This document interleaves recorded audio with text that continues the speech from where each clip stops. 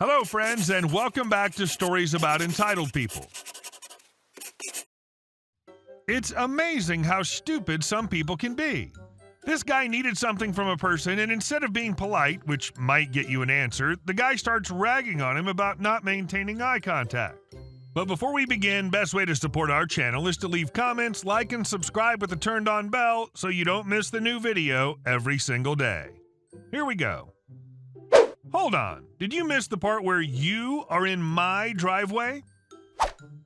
I live right between a town that has several major-ish roads and a town that once a year hosts a regionally major-ish fair. Animals, tractor pulls, smashy cars, live music, and fried everything, etc.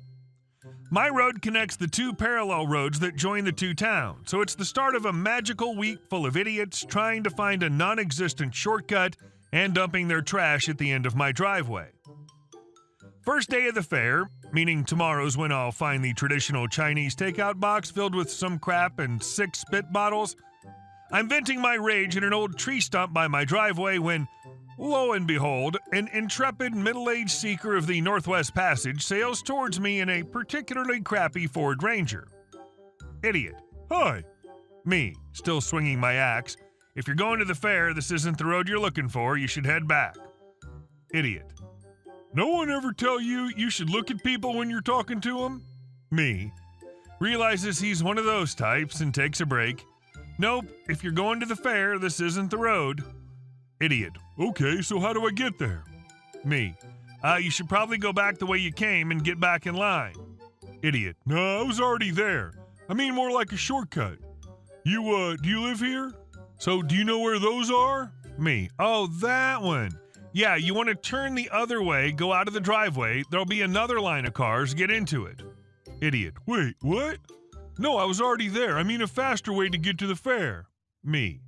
Look, friend, there are 2 exits off this road. Pick one, get in line, you'll get to the fair.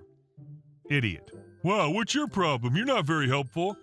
Me. It's not my job to help you. I told you what you need. Now please leave me alone.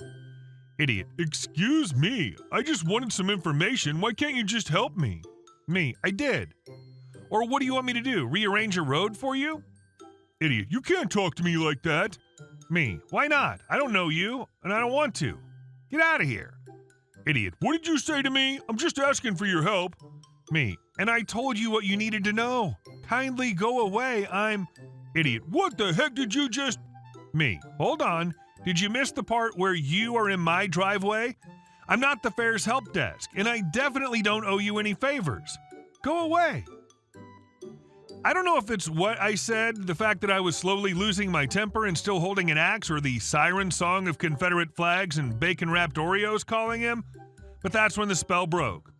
The idiot proceeded to gawk at me, then threw his truck into reverse and went tearing back up the driveway. He almost lost it and would have hit the edge of the fence if someone else hadn't taken it out the preceding year. Something tells me it would have been my fault for leaving a tree somewhere he could have hit it, so I almost wish he had clipped something just to see what would have happened next. And sure, maybe I was a little too hostile at first, but expecting good customer service from random strangers is probably a bit much. Either way, I've since acquired a no trespassing sign. Edit. Couple folks have recommended replacing the gate. The problem with that is that gates block me in too, and I didn't really care of that. Also, while it wasn't the case at the time, there's since been a stand your ground law implemented, so future incidents definitely can't have any escalation, axe or no axe. And while I do understand that they only apply in places where someone's legally permitted to be, and this had essentially turned into trespassing, I'd rather not take any chances on account of no amount of being right is a win when you're also being shot. And our second story. You should have explained why I'm late better. I used to work in a store that sold glasses and also did sight tests. I was working the reception desk one day and this lady comes in with 4 kids and a cast on her leg. She tells me that she has appointments booked for all 4 children. So I check the system and see that she's actually about half an hour late. Each appointment's only allotted a 15-minute slot on a rolling basis, so if one appointment starts late, every appointment after that's also going to be late. She had the 4 kids booked in one after the other, but because she was half an hour late, they had essentially missed the first 2 appointments. I relayed all this information to her and said that we would be able to see 2 of the kids, but that we didn't have time to see all 4 as the first 2 appointments had been missed. I'll now refer to myself as me and her as C for customer. The discussion goes roughly as follows. C: well, it isn't my fault I'm late. The bus was late. Me: I understand, but unfortunately those first 2 slots have been missed. C: can't you just squeeze them in? Me: I'm sorry, but unfortunately not. There are no more open slots this afternoon. C: why can't they just see all 4 of them in 30 minutes? Me: 30 minutes will not be enough time to adequately perform all 4 tests, I'm afraid. C stands there huffing and looking annoyed. Me: I'm sorry to rush you, but I need to know if you still wish to keep the other appointments, as you're now beginning to run late for those as well. C: oh, this is ridiculous. Why would I want to have appointments for only 2 of them? What's the point in that? Me: okay, should I just go ahead and cancel the other 2 then? C: no. Can you not call upstairs and tell them it isn't my fault I'm late and see if they can see all of them? Me: ma'am, I can call upstairs if it'd make you feel better, but they're going to say the same thing. C: just do it. Just for context, the appointments were done on the first floor of the building. Currently, we were on the ground floor. Once I had checked people in, we would send them upstairs. So I called up, basically explained that this lady was 30 minutes late, but wanted to know if there was any way we could fit in all 4 kids. As expected, they checked the system and told me the same exact thing. No other slots available. We could only fit in 2. By now, probably only 1 of the 4 kids. Once I got off the phone, I told her the result of the discussion, and she went mad. C: oh my God, you didn't even tell them it wasn't my fault. You didn't tell them the bus was late, and you didn't tell them about this. Gestures to leg and cast. It took me longer than usual to get here. That isn't my fault. You don't even want to help me. I won't be coming back here again. Then she stormed out, slowly because of the cast, with her kids in tow.